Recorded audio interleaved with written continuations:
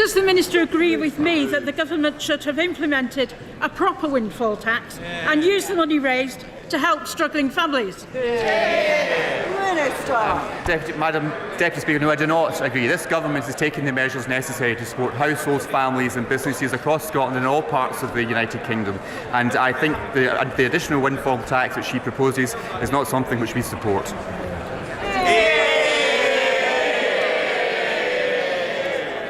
Thank you. That concludes Scottish questions. And before we commence Prime Minister's questions, I'd like to point out, as ever, that live subtitles and a British Sign Language interpretation of proceedings are available to watch on parliamentlive.tv. That's very kind of people to say shh and to be a little bit quiet. I am aware that only those watching the British Sign Language interpretation will be able to hear what I was saying.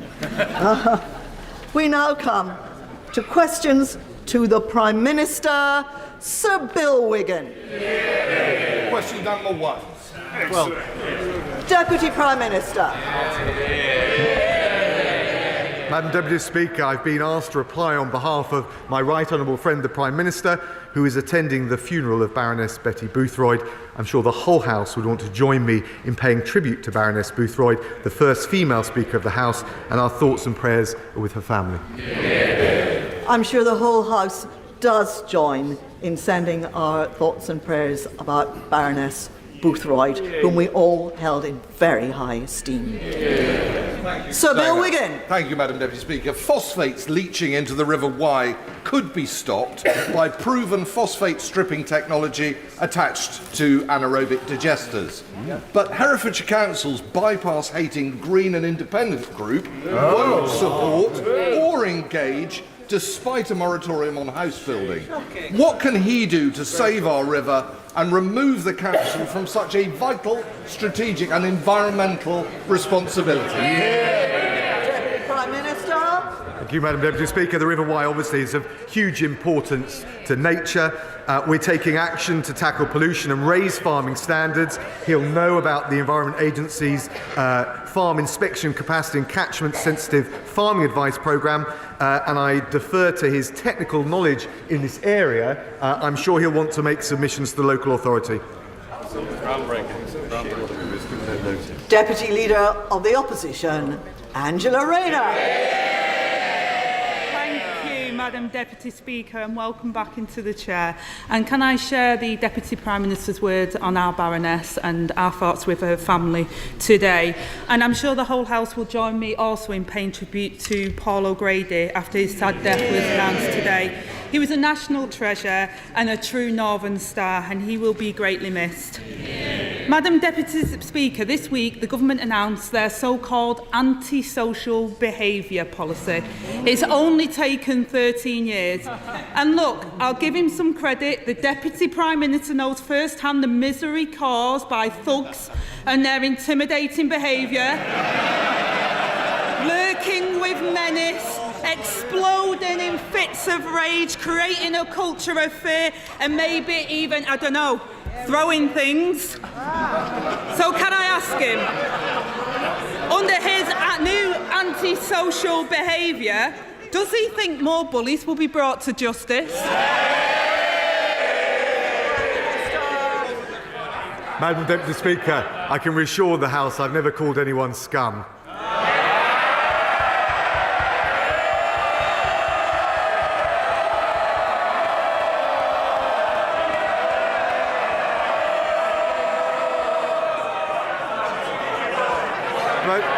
But if the Right Honourable Lady is serious about standing up for communities and people who suffer at the scourge of antisocial behaviour, she'd back our plan to deal more swiftly with these issues, to make sure that we ban drugs beyond the conventional ones, give police the powers they need, and if they really want to protect the public, they'll back our plans for parole reform to make sure the murderers, the terrorists, the child killers are not allowed out free to threaten other people, and reintroduce the ministerial veto that side took away. Deputy Speaker, I'd like to see the ministerial code being introduced and adhered to on that side of the House, because it's not just his department where antisocial behaviour is running out of control. It's happening across the country. Police officers disappearing from our streets, replaced by criminals, plaguing our towns and leaving people feeling unsafe. The truth is that the Conservatives are missing in action in the fight against crime. So can he tell his constituents and the public why, after 13 years of his party in government, there are now 6,000 fewer neighbourhood police officers on Britain's streets? Madam Deputy Speaker, she really does have a brass neck, because they voted against our funding of police recruitment and the 20,000 extra police officers.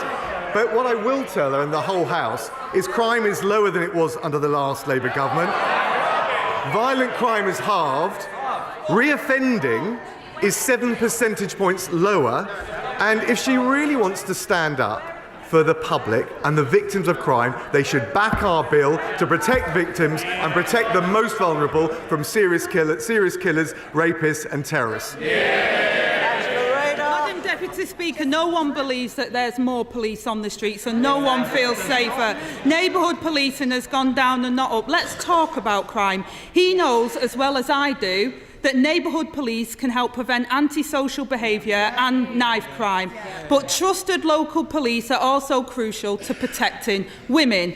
Women feel unsafe on Britain's streets, always looking over our shoulder as we hurry to our front door. So can he tell me, under his watch as Justice Secretary, what is the charge rate for rape? Can I address all of those elements of that? And first of all say that the issue of rape and serious sexual violence against women is one of our top priorities. She asked what we're doing about it. Since 2019, police referrals of cases are doubled. CPS charges have doubled. She asked on my watch what has happened. The volume of convictions in rape cases increased by 2/3. And if she really wants to protect vulnerable women, whether it's rapists or from rapists or other serious crimes, they will back our parole reforms, which will mean ministers able to prevent them being released onto the public and cause more threats. Rayner. He says that rape conviction has gone up. What he really means is that 300 women will be raped today, while he boasts about an increase of 0.5%. He hasn't answered my question, Madam Deputy Speaker, because he's too ashamed of the answer. 1.6% of rapists face being charged for their crime. 1.6%. Let that sink in. A woman goes through the worst experience of her life. She summons up the courage to relive that horrendous experience, to tell the police in detail about her assault. But she only has a 1.6% chance of action being taken. Over 98% of rapists will never see the inside of a courtroom, let alone a prison. And the rest of those brave women, Madam Deputy Speaker, they keep looking over their shoulders and hope the perpetrator doesn't choose tonight to take their revenge for reporting the incident to the police. In the last 13 years of the Tory government, more than 500,000 cases of rape have been recorded by the police. But the charge rate for those attacks have collapsed. He has served under 5 Tory Prime Ministers and had 3 years as Justice Minister. And on his watch, rapists are left to roam the streets. So will he apologise to those victims who will never get justice because of his failures? I'll first of all say to the Right Honourable Lady, the conviction rate measured by the CPS, the leader of the Labour Party used to be in charge of the CPS, he might want to point this out. Well, actually, the conviction rate has gone up. It is now at 69%. We are doing much more to support the victims of rape when they come forward. Well, they're talking a good game. In fact, we have quadrupled funding for victims since 2010. And if she looks at the latest data, the time it's taken from charge to completion of a rape case has come down by 10 weeks or 70% in the last 3 months alone. She should get her facts straight, particularly when talking about such a sensitive issue. Madam Deputy Speaker, he won't apologise for the government failures on charge rates, and 69% of 1.6%. Is that really something to boast about? Let me ask him about an issue which is directly his responsibility. On his watch, rape survivors are waiting on average more than 3 years for their cases to come to court. The Honourable Member talked about 10-week reduction. 3 years, Deputy Leader. 3 years. So 10 weeks is not anything to boast about. Those 3 years from the day of the assault to the final day of court. Is it any wonder that from April till September last year, 175 trials for rape and other serious sexual offences have had to be dropped because the victim could no longer cope with the delay? So let me ask him, when will he apologise to all those women denied justice because of his failure to sort the court backlog? Well, she ignores the impact on the court backlog of the pandemic or indeed the CBA strike. But let me tell her what we're doing. We've quadrupled funding for victims since 2010, quadrupled the funding provided by the last Labour government. We launched the 24/7 support line so that when those victims of that appalling crime come forward, they get the support they need. We've increased the number of independent sexual violence advisors to over 1,000, and we're making sure that women that suffer this appalling crime can give pre-recorded evidence in court. We're doing everything that we can, and as I said, the rates are coming down, and we will keep taking action in this area. Is she really? If the Labour Party were really serious about this, they wouldn't have voted against longer sentences for dangerous, violent and sexual offenders in the Police Crime Sentencing and Courts Act, and she would get behind our Victims and Prisoner Bill today. Rayner. Madam Deputy Speaker, not a word of apology, no sense of responsibility, and not even a shred of shame. The reality is, while people in Britain feel more and more unsafe, he seems to spend all of his time trying to save his own job and none of his time on his actual job. And it's not just me that thinks so. The Prime Minister clearly doesn't trust him to deal with antisocial behaviour because he's given that job to the Levelling Up Secretary.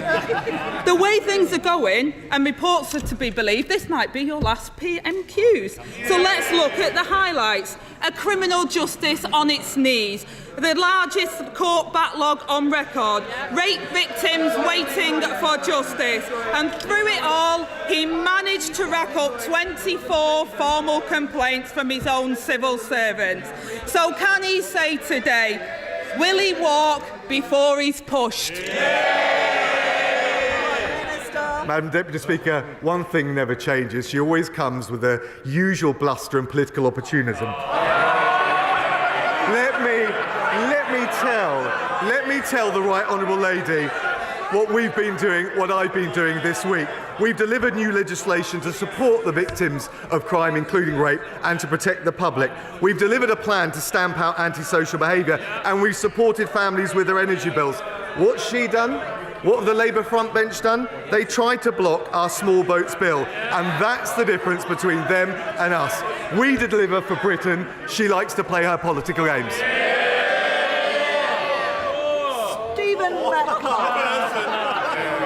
Thank you, Madam Deputy Speaker, and it is wonderful to see you in your place. As my right honourable friend will be aware, the Thames Freeport was recently given the final go-ahead to become fully operational, creating thousands of jobs and attracting millions in inward investment. Will my right honourable friend join me in congratulating the team behind the bid and encourage businesses and investors from across the South East, indeed across the world, to take a closer look at the fantastic opportunities that exist in Thurrock? And will he work with local education providers to ensure my constituents have the skills needed to take up these fantastic opportunities? Well, can I thank my honourable friend? I certainly do support and pay tribute to all of those who have made the new Thames Freeport possible, with its potential to deliver over 12,000 new jobs. I look forward to seeing the local community and the wider communities benefit from the tax benefits, the customs zones, and we'll see how these plans progress. And again, I think it's good news to see the communities in Basildon and Thurrock taking full advantage of the Brexit opportunities. Deputy Leader of the SNP, Murray Black. Thank you, Madam Deputy Speaker, and I also wish to send my warm regards to the family of Paul O'Grady, the legendary drag queen, for all he's done for my community. I also want to congratulate Humza Yousaf as he becomes First Minister of Scotland. As the first Scots, Asian and Muslim to hold such an office, I'm sure the whole House will send his warm regards. Now, in recent days, video footage has emerged of the former Chancellor and the former Chair of the 1922 Committee offering their services for £60,000 on top of their MP's salary. The former Health Secretary offered his wisdom for £10,000 a day. Going once. Can I ask the Deputy Prime Minister, when he is inevitably booted out of office, what will his going rate be? Well, can I welcome her to the chamber? The system of declarations is there to ensure transparency and accountability, and of course the Conservatives backed tightening up those rules to make sure that there couldn't be any lobbying.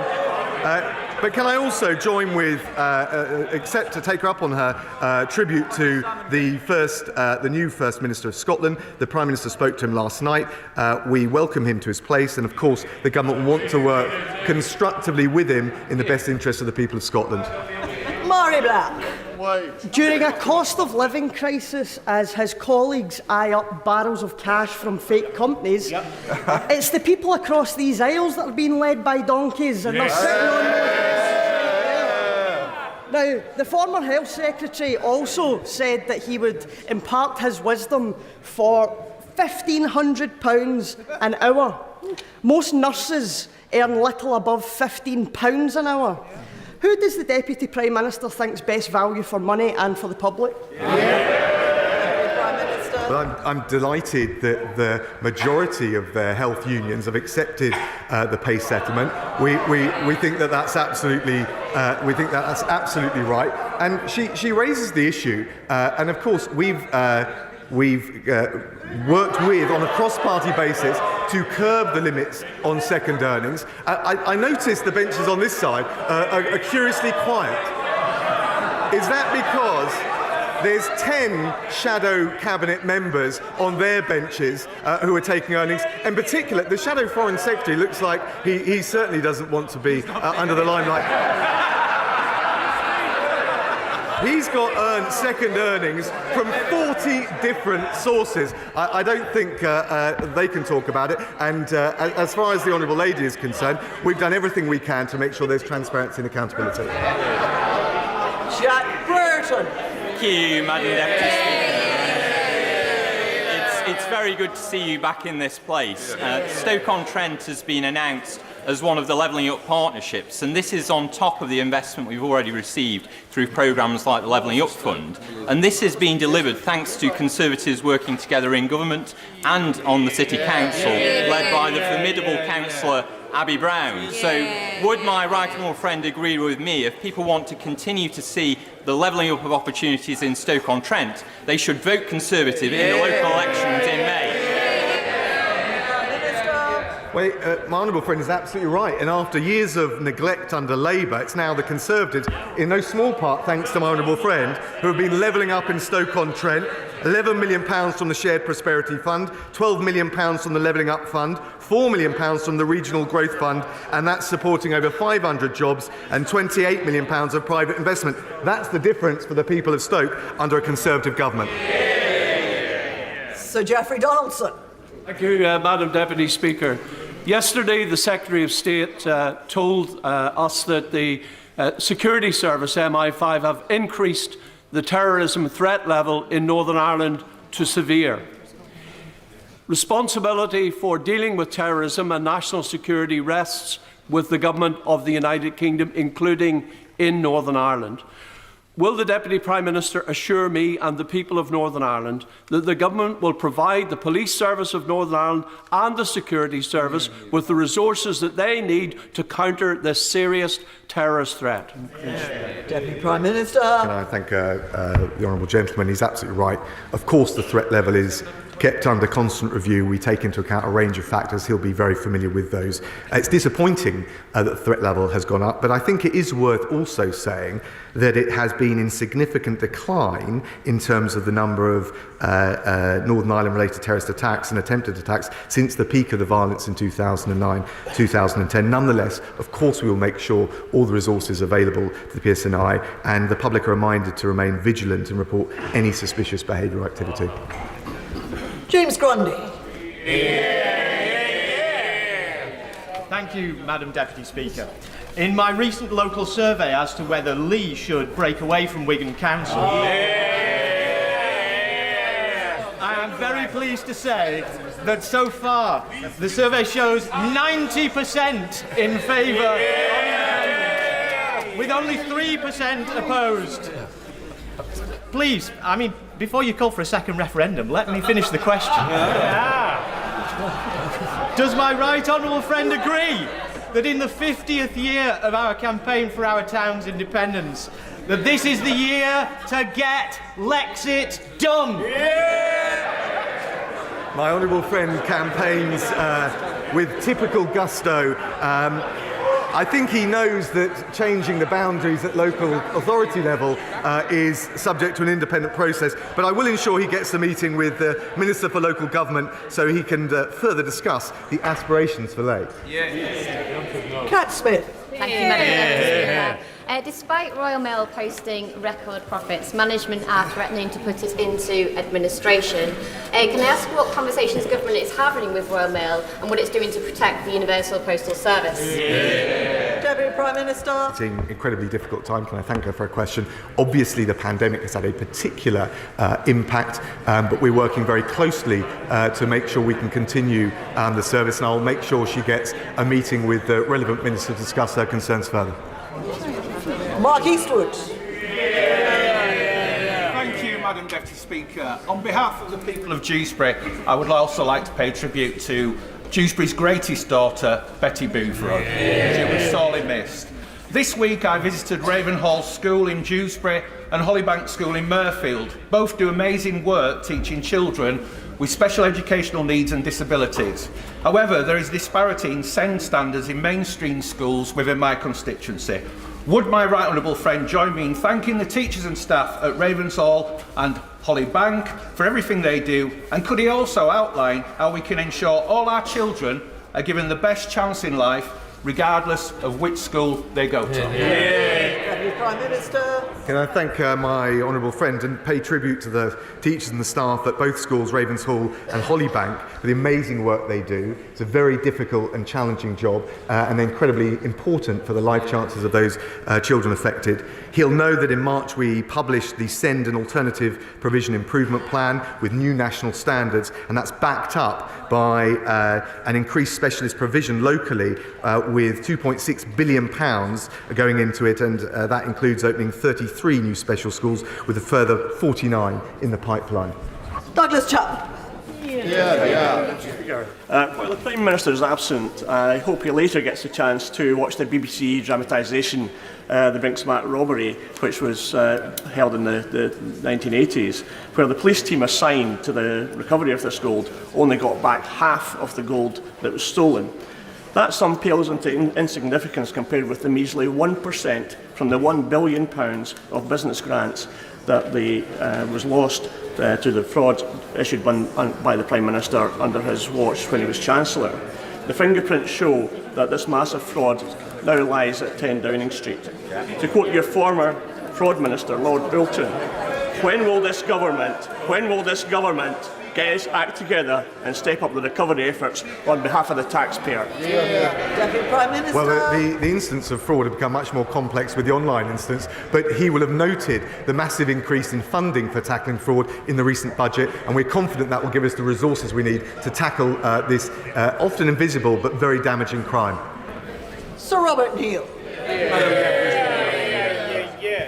The Deputy Prime Minister will know that stroke is the greatest cause of adult disability in this country and costs our economy some £26 billion, never mind destroying lives. Last year I met Dr John Stevens, who was unable even to sit up unaided after a stroke, but because of emergency thrombectomy procedure, is now back at work as a GP in the NHS. Sadly, only 30% of eligible patients actually get thrombectomies. Will the Deputy Prime Minister agree that we need greatly to increase the rollout of thrombectomy procedures? And will he perhaps, in the run-up to World Thrombectomy Day next month, join me in visiting a thrombectomy centre, see at first hand the difference it can make to lives and to getting people back into meaningful and productive work and enjoyment? Prime Minister. Well, can I thank my honourable friend? He's been a dedicated champion for stroke survivors. I know from my own constituency how debilitating that can be and the impact it has on the wider families. NHS England are committed to increasing the delivery of mechanical thrombectomy, including the expansion of local services and local capital investment, and I'm sure we can arrange for a health minister to join him on a visit as he requests. Sarah Olney. Thank you very much, Madam Deputy Speaker. In a shocking article in Surrey Live last year, it was reported that staff at a GP practice in Walton were left in tears and crumbling under pressure due to the increased workload caused by staff shortages. Is it any wonder when there are 850 fewer GPs across the country since 2019? So what does the Deputy Prime Minister say to those patients left in pain and staff left in tears, including in his own constituency, due to this government's failed promise to recruit more GPs? Well, can I say to her, any abuse against any GP in any practice across the country is absolutely wrong. We have to have zero tolerance of it. What I would just say to her is we've seen a large increase in GP appointments, over 29 million carried out since the start of the year. We're improving access to general practice with more support staff, also the technology, so more state-of-the-art telephone systems. The number of GPs in training is at record levels, and we're investing 1.5 billion to create 50 million more appointments a year by 2024. If we go a bit faster, we'll get everybody in. Scott Benton. Since 2019, this government has provided well over £300 million in extra funding for projects in Blackpool. However, there is always room for more. The Bond Street and Weather areas of my constituency are among the most deprived in the country and have been long forgotten by the Labour-led council. The government has already provided £600,000 in funding for a feasibility project with a view to delivering a £30 million regeneration package for these areas. Will the government look closely at the business case to see how this transformational project can be delivered for those communities? Order, before the Deputy Prime Minister answers that, can everyone else with a prepared question just cut it in half? Just do the question. Deputy Prime Minister. Thank you, Madam Deputy Speaker. There is no one more tenacious in campaigning for Blackpool than the Honourable Gentleman. I've seen it firsthand when I visited with him. I'm pleased that we delivered with the Levelling Up Secretary the £40 million of funding to relocate the Magistrates' Court and to allow the County Court complex to move. And I know that the Levelling Up Secretary will want to work with him on the regeneration aspirations for the future. Wendy Chamberlain. Thank you, Madam Deputy Speaker. A little girl in my constituency, only 9 years old, developed a bacterial infection just before Christmas, but thereafter very distressing symptoms occurred.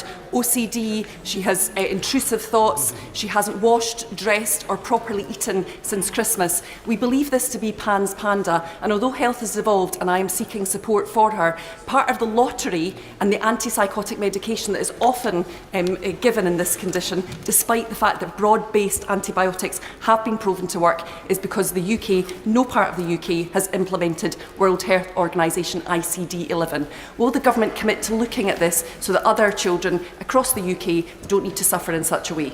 Deputy Prime Minister. Can I thank the Honourable Lady for raising what seems like a very an awful case, and my heart goes out to the family involved. If she'd like to write with me about it, I'll make sure she gets a full answer and a meeting with the Minister if that's required.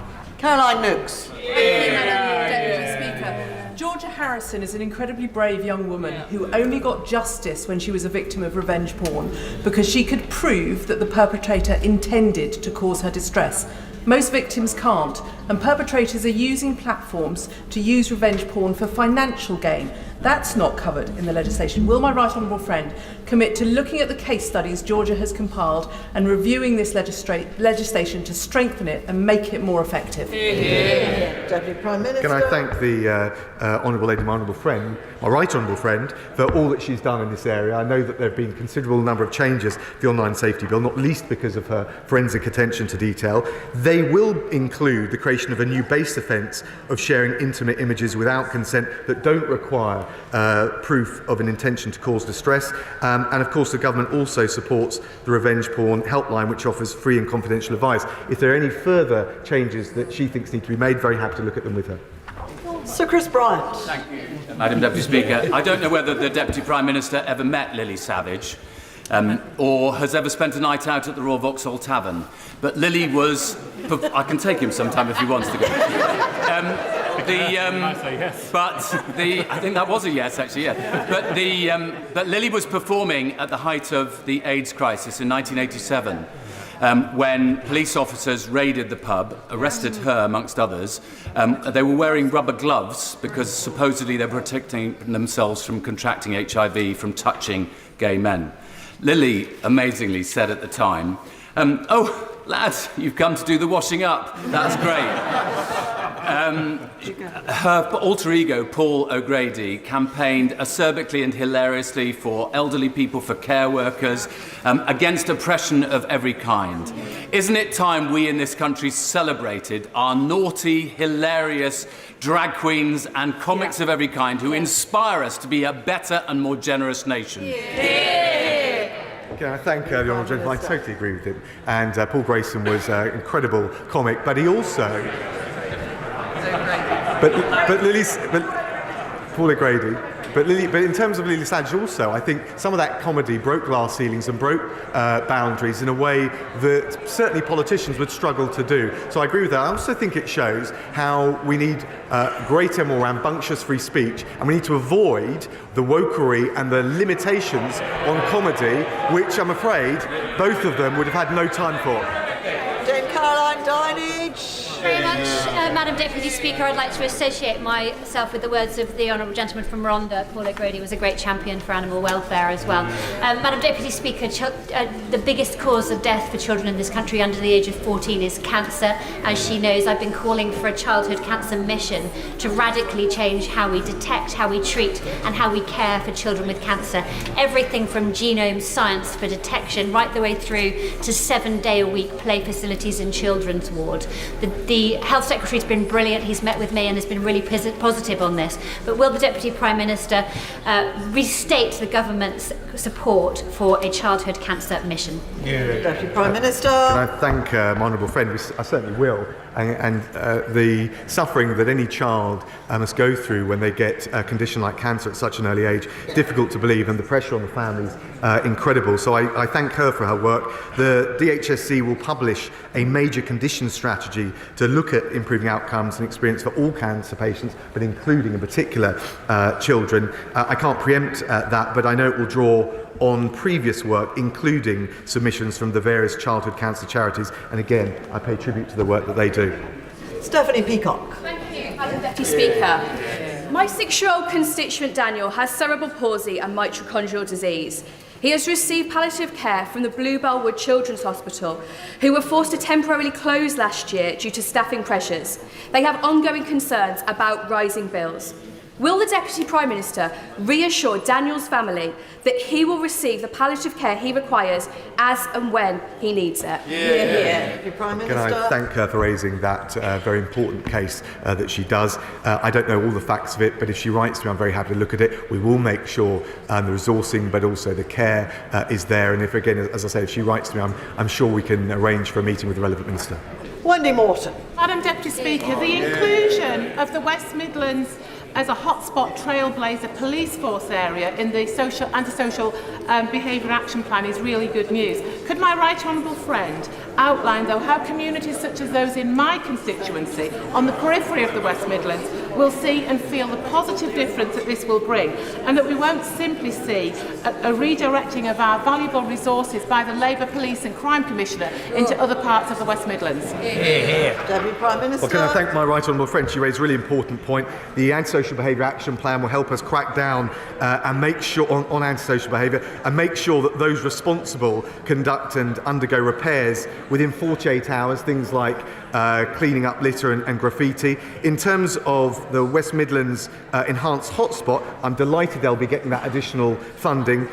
She's right for the PCCs to determine the precise allocation of funding, but I'm sure she'll make her representations in the usual powerful way. Mary Glendon. Thank you, Madam Deputy Speaker. Announcing her retirement, North Tyneside-born Sarah Hunter MBE played her final game of rugby at the opening Women's Six Nations match at Kingston Park last Saturday. Sarah is the most capped international rugby player in the world, a true professional, great ambassador for her sport and an inspiration to so many. Will the Deputy Prime Minister join with me, the whole of North Tyneside and this House in thanking Sarah for all she has achieved for the country and her beloved sport of rugby? Prime Minister. Can I thank the Honourable Lady? She's absolutely right. I pay tribute to the trailblazing record of Sarah. I had the opportunity a few years ago to watch the England female rugby team. I was blown away, and we look forward to her and them going on to bigger and better things. Richard Fuller. Madam Deputy Speaker, will the government require that the East West Rail Company publish a full business case before the allocation of any more taxpayers' money to the project? Deputy Prime Minister. Thank you. It's a hugely important project with all sorts of opportunities, jobs, education, and a projected increase in economic output by over 100 billion by 2050. He's right that it needs all the transparency and scrutiny. I know that the first stage of the project is already in construction, on time and under budget. I'm told that the subsequent stages will go through full scrutiny as part of the planning process in a transparent way. David Linden. The Prime Minister has previously been on camera as saying that he didn't have any working class friends. When he's not taking his luxury helicopter rides and splashing about in his private pool, where might the Deputy Prime Minister recommend that he might befriend somebody from the working class? Deputy Prime Minister. I'm not sure I got the full extent of the question, but the reality is we're doing, and you can see that with the energy price guarantee, the free childcare and the national living wage, that we are supporting everyone in this country, particularly those on the lowest paid jobs. And the final question, Alicia Cairns. This week, Rutlander Andrew Osborne solo sailed 3,000 miles, taking 78 days across the Atlantic Ocean. He raised £142,000 for cardiac risk in the young after his daughter Amy died in her sleep, aged 25, being discovered by her sister the next morning. 1 in 12 children die every week of undiagnosed heart conditions. So can my right honourable friend please reassure me what we are doing to increase the diagnosis of undiagnosed heart conditions in children and young people? Deputy Prime Minister. Can I thank my honourable friend for raising this, and our heartfelt condolences go to the family of Amy, but likewise our congratulations go to Andrew on an incredible feat. The fact that 12 young people die every week from an undiagnosed heart condition is something we all want to see an end to. There's more resource going in, there's more research going in, and I'll arrange for a meeting between her and the relevant minister. Thank you. We will shortly move to the statement, but I will pause briefly to allow a change of cast. How many votes?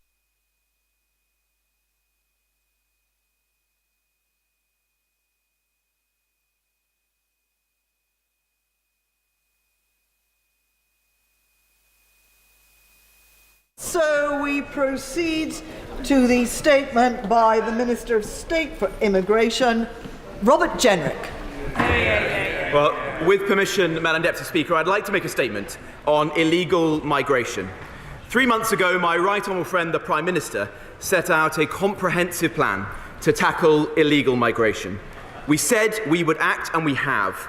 We've increased immigration enforcement visits, to their highest levels in recent years. Since December, more than 3,500 enforcement visits have been carried out, and more than 4,000 people with no right to be here have been removed. Anglo-French cooperation is now closer than ever before and will be deepened because of the deal struck by the Prime Minister earlier this month.